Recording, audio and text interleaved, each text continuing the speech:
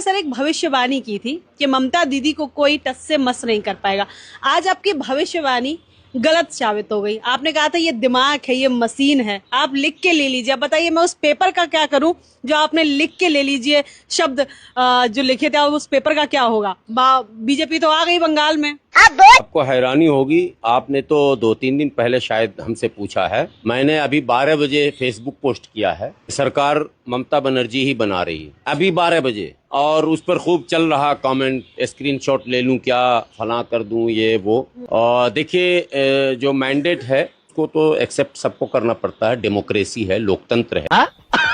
और लोकतंत्र में जनता की नब्ज को टटोलना इतना आसान भी नहीं होता है। और बहुत कुछ हवा में कुछ और दिखता है, ग्राउंड पर कुछ और होता है। घर के अंदर खिचड़ी क्या पक रहा, मन में क्या घूम रहा, पता नहीं चल पाता। लेकिन एक बात पूरी तरह से समझने की जरूरत है कि मैं बंगाल के लोगों को जैसे दक्षिण के लोगों को हम लोग समझते हैं कि बहुत सोच समझकर ये मतदान करते हैं, वैसे ही मैं बंगाल के लोगों के विषय में मेरी अपनी धारणा थी और है कि ये मतदान आवेश में आकर, जोश में आकर नहीं करते हैं। अरे कहना क्या चाहते हो? बिहार, उत्तर प्रदेश, मध्य प्रदेश जैसे लोग ये नहीं होते हैं। इनका माइंडसेट अलग होता है और ये पोलराइज नहीं होते हैं जल्दी। ये मेरी धारणा थी, लेकिन आज अब आपके सामने मैं सरेंडर कर रहा हूं और मैं भी मान रहा हूं कि देश में ध्रुवीकरण की राजनीति अब जड़ें जमा चुकी हैं। क्या बंगाली, क्या बिहारी, क्या तमिल, क्या तेलुगु, क्या कन्नड़, क्या मलयालम, क्या पंजाबी, क्या उड़िया और क्या मतलब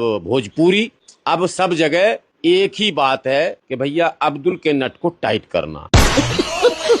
अब दो बातें इसमें ऐड मैं करता हूं। आजादी के बाद से लगातार मुस्लिम पॉलिटिक्स से जो आफ्टर पार्टीशन भारत में जो मुसलमान बचे रह गए, तो 1948 के फरवरी में लखनऊ में एक बड़ा कॉन्फ्रेंस हुआ मौलाना अबुल कलाम आजाद की अध्यक्षता में। तो उसमें ये प्रपोजल आया मौलाना आजाद की तरफ से कि भाई जो होना था वो तो हो गया, हम लोग नहीं चाहते थे देश बटे, लेकिन बट गया, कुछ लोग चले भी गए, लेकिन अब जो हम लोग रह गए हैं भारत में किस तरह की पॉलिटिक्स हम लोग करें और कैसे हम लोग रहें कि सरवाइव कर सकें और भारत में अमन चैन सुकून के साथ देश के विकास और तरक्की में हमारी भूमिका हो।